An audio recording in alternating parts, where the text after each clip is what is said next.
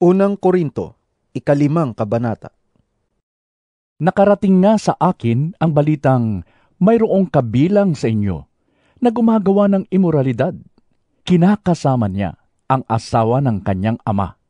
Kahit mga pagano ay hindi gumagawa ng ganyang kahalayan. At nakukuha pa ninyong magmalaki? Dapat sana'y mahiya kayo at malungkot. At ang taong gumagawa ng ganoon ay dapat ninyong itiwalag.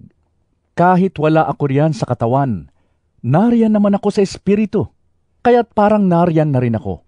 Ang gumagawa niyan ay hinatulan ko na sa pangalan ng ating Panginoong Hesus.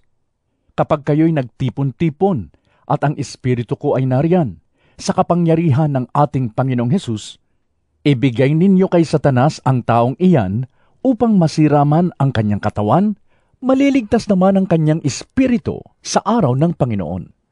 Hindi kayo dapat magmalaki.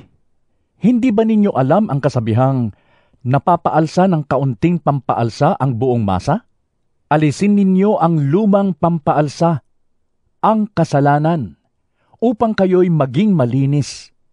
Sa gayon, matutulad kayo sa isang bagong masa na walang pampaalsa at talaga namang ganyan kayo.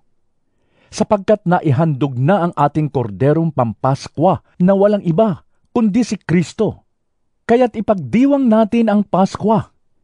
Hindi sa pamamagitan ng tinapay na may lumang pampaalsa na kasamaan at kahalayan, subalit sa pamamagitan ng tinapay na walang pampaalsa, ang tinapay ng kalinisan at katapatan.